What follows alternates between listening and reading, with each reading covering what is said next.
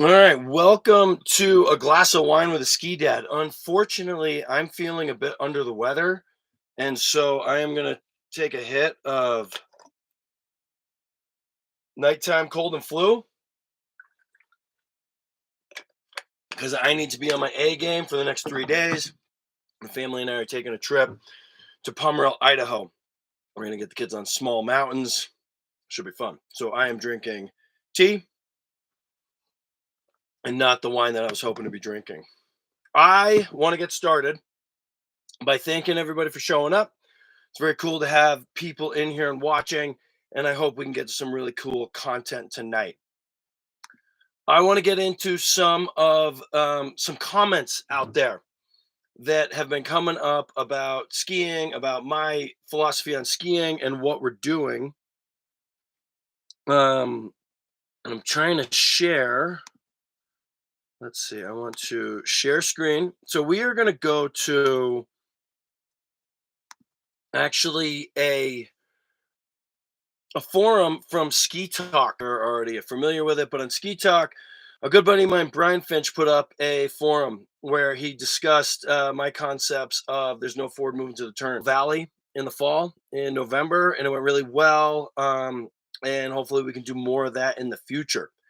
In it, he brings up my philosophy of there's no forward movement to the turn, and then um, also threw up my carve score where I was for a while ranked number one in the world on carve. I had a score of 174.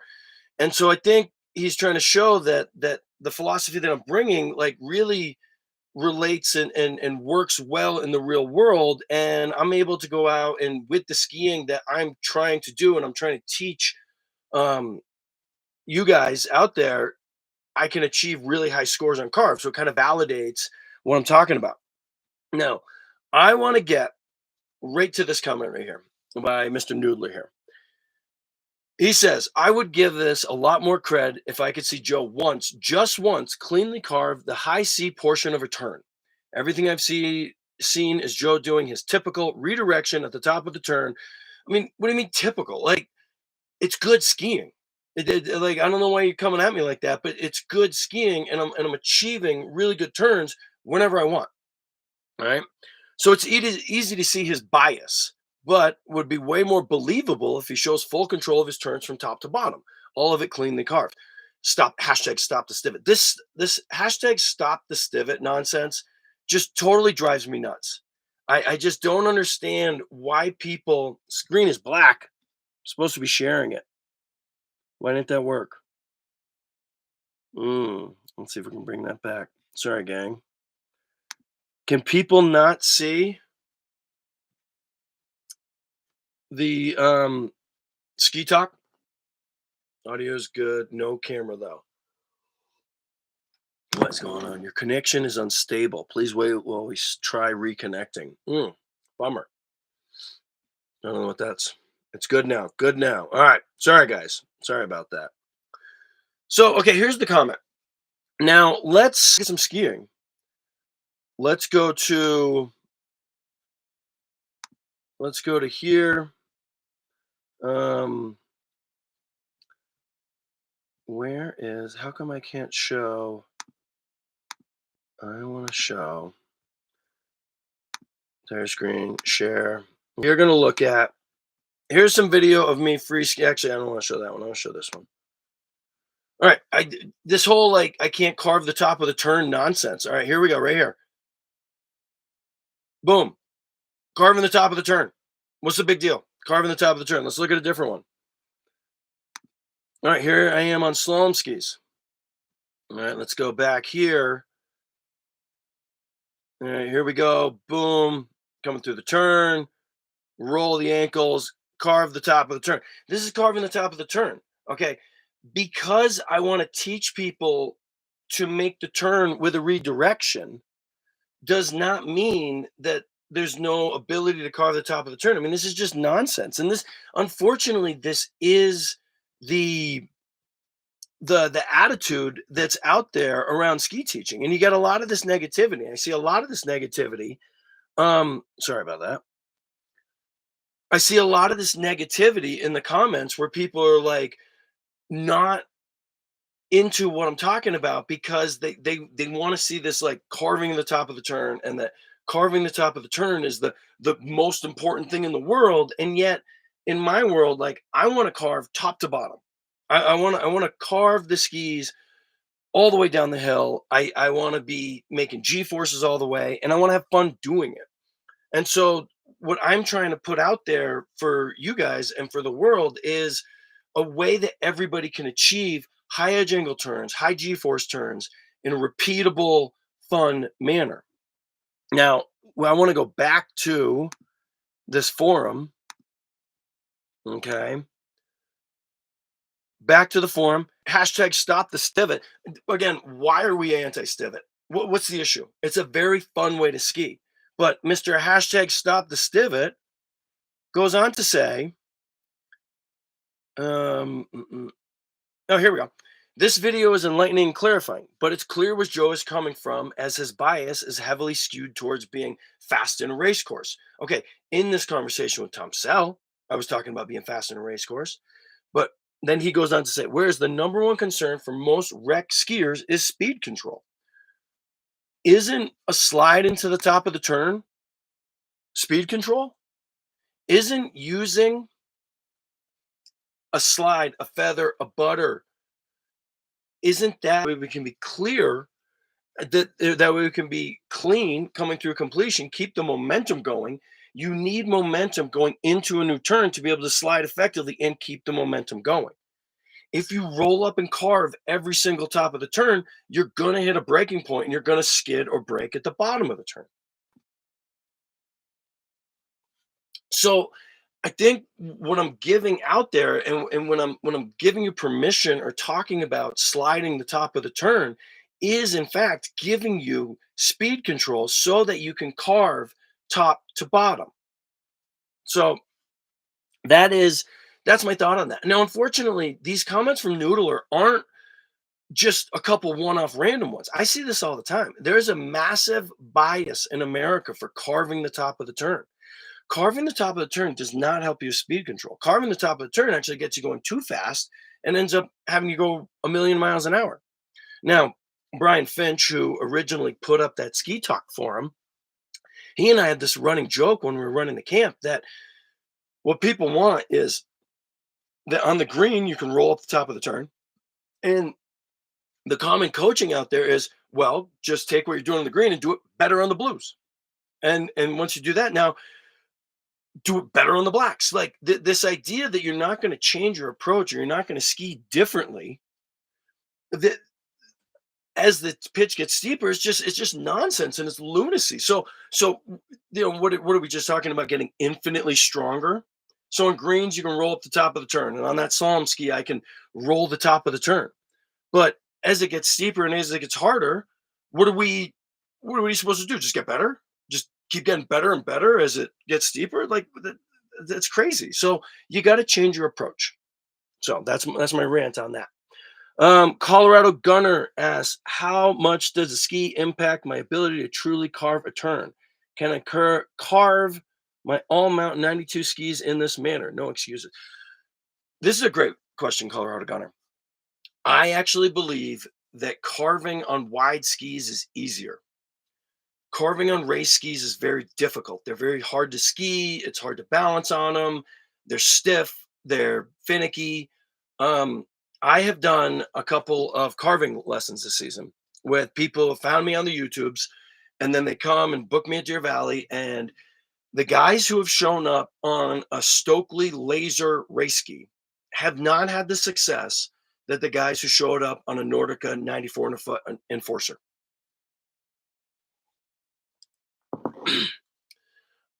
And I'll tell you from my own experience, I had one of my biggest breakthroughs as a skier on a powder day back at Vail back in 2015, where I was skiing powder on a pair of Blizzard Answers, 114 underfoot, 191 length.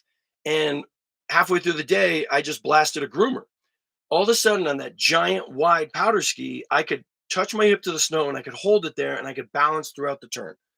So I am all for carving on wide skis. And I actually think, and I'm going to do some work on this, But I think that it is a lot easier to learn carving on wide skis, and that people should actually be looking at um, Blizzard Brahma, or formerly Blizzard Brahma, the new Rossi 88 carving ski. Um, it's these wider skis make carving easier. They're softer, they're easier. Thank you, Robert Boyle, 4.99. Just hit the Nyquil himself. Appreciate it, buddy. Um, the wider skis, just like walking on a tightrope.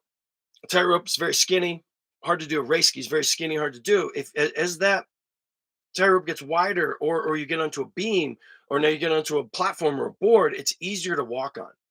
So the wide ski situation is, I think, the sweet spot is somewhere in the mid 80s, all the way up to 100 millimeters underfoot.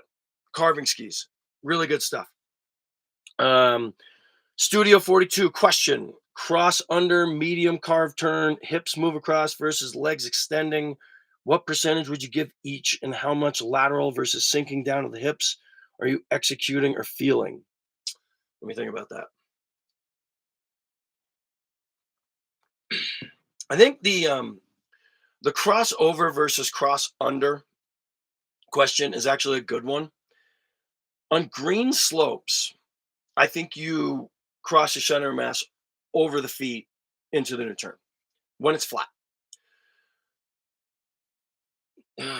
Nails, yeah, yeah, yeah. I got nails. I'm under the. This is where I get to stay. The kids they own the house.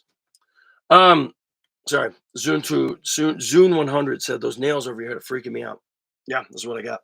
Um, the crossover versus cross under on any kind of steeper pitch.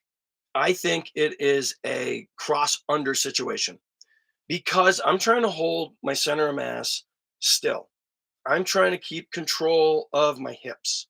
I'm trying to keep my upper body, my torso stable, not moving, and my feet moving underneath it, penduluming underneath. You come out of the old turn, you slingshot, move to the new turn, engage, and go. The feet move under the center of mass. Let's see here. Roland Young, regarding your earlier comments about carved ski IQ scores, do you find that you achieve the highest score skiing like you'd normally ski, or do you find that it wants a specific style? Okay, I do have a one secret to my carve scores.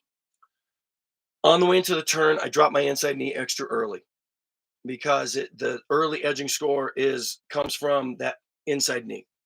So by dropping the inside knee early, I get a little bit earlier of an inside edging or early edging score. Other than that, what I think Carve likes is smooth skiing. So I try and be as fluid and dynamic in my movements as possible. I also go for high G forces, but really it's being smooth. Um, when I'm free skiing, I really like to come out of the turn and switch fast and be aggressive in my initiation. With Carve trying to get a good score, I'm definitely trying to just smooth it all out, because my balance metrics are important. When I have high balance metrics, I score high. So I'm really trying to be fluid and smooth in all my movements. Um, good. Slalom skis. I hear people talking about how the best carving ski is a slalom ski all the time. I, I don't think so. Yeah, a slalom ski is torquey, and it's easy to really get a lot of bend out of them. And if it's all about leaving tracks in the snow, a slalom ski's great. But skiing is all about finding balance over the foot. Skiing is all about staying planted over the outside ski and having control, having balance in the power you're putting to the outside foot. Slalom ski is tough for that. So that's where I think the wider, longer free riding skis come into play. Um, what else we got here? Go back.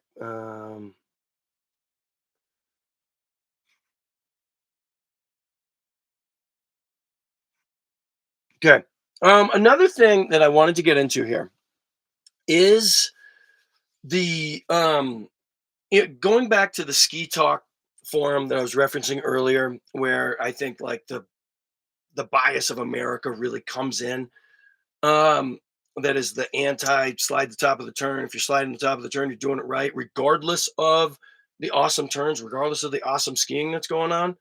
Um, People talking about having to press on the foot to make the hips move. I really disagree with this thought. And I want to introduce a concept that is what I've been calling the performance ski turn. So the difference between walking and running is when you're walking, you'll have 2 feet on the ground at any given time. And when you're running, there'll be a moment where both feet are off the ground. And only 1 foot touches at a time, and both feet will be in the air at some point in time. When you're skiing, doing your basic parallels, your kind of remedial turns moving up through, you are going to keep your pressure on the skis the whole way. When you get to a performance ski turn, there's a float phase. There's a pop off of the outside ski, whether it's an extension from your leg or it's the pop from the skis, or sometimes in my case, it's actually a retraction of the feet to bring them in the air for a transition. Um, a performance ski turn is a turn that has a float phase in the transition. I haven't heard this anywhere out there. I was talking to another PSA examiner type about this. He hadn't heard it discussed in any way. But I do think we need a designation of a performance ski turn versus just a, I don't know what you call the other one, just a basic ski turn. But in a performance ski turn, you have this float phase. So when you're in a float phase, when you're in a float phase, and I want to share, uh, where is it? I made this video a long time ago. Um, it is called "The Movements of a High Edge Angle Ski Turn," and I know that the video is crappy. I know the lighting's terrible. I know it's shot on a terrible camera. However, when you're in a performance ski turn, you can only mimic these movements by being weightless, by holding yourself up between the two stools and lifting your feet through the transition. So I really think this is one of the most important videos I've ever made. But if you're going to be lifting your feet, if you're going to be twisting through a turn, if you're going to have that light phase, you really want your center of mass. You really want your center of mass to stay still, and that you are kind of launching. And as you're going through the float, you're going to be twisting the skis, twisting, rotating skis, the upper body, your shoulders might be doing a little bit movement too, but you're trying to make the movement happen through your center of mass. Or sorry, your center of mass should be staying still while your feet are doing the pendulum underneath. And so I think in a performance ski turn, where you're talking about where you're out of float phase, now we can get rid of these concepts of having to push through the feet to move your hips. Well, when you're in the air, you don't get to push on your feet to move the hips. So you have to think of popping in the air, the feet go up, and you're trying to keep your center of mass still as the feet work underneath it. There is none of this pushing on the feet to make something happen. So that was another point I wanted to make. That came from, again, that Ski Talk forum that was posted there before. I got time for another couple questions, and then I got to get going. Let's see here. Um, Studio 42, what ski institution do you prefer or think is more flexible with the way they teach? PSA, CSA, Harold Harb, who is the more effective in your opinion? I only know PSA. I know of Harold Harb. I've watched a bunch of his videos. I think he's a phenomenal skier. Um, he's given me some compliments. I really appreciate it. I met him one time when I was working for Technica. I think he's a great guy, but I really don't know what his ski teaching method is. I mean, I've heard it's direct to parallel. I don't know much about it. So, and CSA, I have no idea. And I think PSA is great. I think PSA is a really good institution. Um, they got a lot of good stuff to offer. Um, I made it through. I got my level 3, and I'm very happy about it. And it gives me access to better clients. So I think in that way, PSA was great. I got through it, and I think it's great. Um, Inception moment. I don't really know what that means. Okay, Palmer 11000. My early edging score is always the lower my scores, and I move my knee in early, like you said. I tend to boot out because of it. Interesting. So, okay, another way that I skew the carve scores is I run my comma shaped turn. So because I run a longer completion, when I do move into the new turn, it is quote unquote earlier because I'm running the longer completion. And so it's not necessarily me like tipping into the new turn ultra quick, but it's more of a relationship of the beginning through. So that's because I'm running the comma shaped turn. Um, that's giving me a higher early edging score. So you could try that too. Draw those turns out. Now I don't change the shape of my turn for carve. I in my mind am always running a comma shaped turn. Even though I've looked from the lift and I've seen it in the hill plenty of times where it's a C, but I'm telling you that because of the delay, because of the float phase, when I engage and move in that comma shape diagonally down the hill. And yes, sometimes it looks like a C under the lift, but I'm telling you, it's a comma. Um, Shooting forward, how do we ski with you? I'm a full-time Deer Valley ski instructor. So if you want to book a lesson at Deer Valley, you can reach out. I'll put my email up in the chat right now. Feel free to email me. Availability is kind of limited at this point, but I do have onesie twosie dates available until March.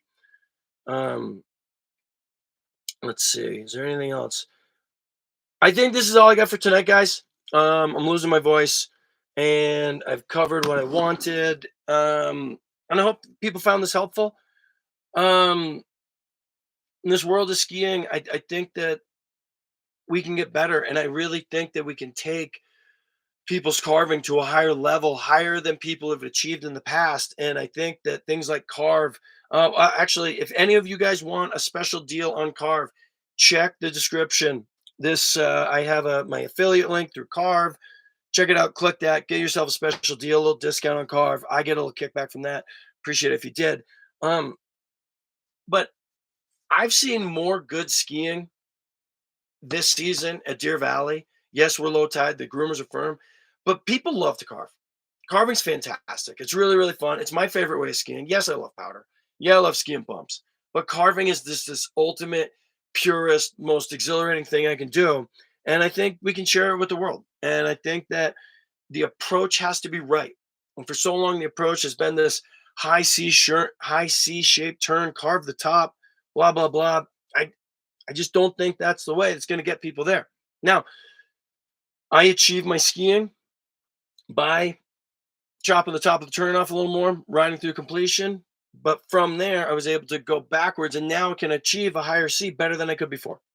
So I think it by taking this approach early in your carving, you'll be able to achieve higher levels and then improve the top of your turn as well eventually. Um, Chris Zimbuto, thank you. Appreciate it. I'm glad it's helping. Okay, last one, Colorado Gunner. Follow up on the Brahma Reco. For folks really looking to nail down carves, their turning radius will be best. Let's see here. 14 or 15?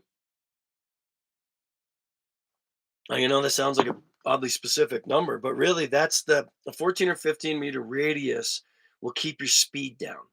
If you're running a 20-meter radius, you've got to run high speed, high G-force turn. If your turning radius is 14 to 15, even 16, your speed is going to be down. You're going to be running a medium speed. So you should be able to control your speed at that radius, find your best turns, find your balance, and do a good job. All right. That's all I got for tonight, guys. Hey, thanks for tuning in. I really appreciate. I really appreciate the support I got from the channel. Um, More than just the donation tonight, I really do get a lot of PayPal donations. I get a lot of Venmo donations. I'm claiming them all in taxes, guys. So like, if you are finding value in what I'm doing, this is a value for value proposition. If you're getting value out of it, please share it back my way. It really makes a difference, and I'm happy to keep doing this. Thank you for tuning in, and keep shredding out there.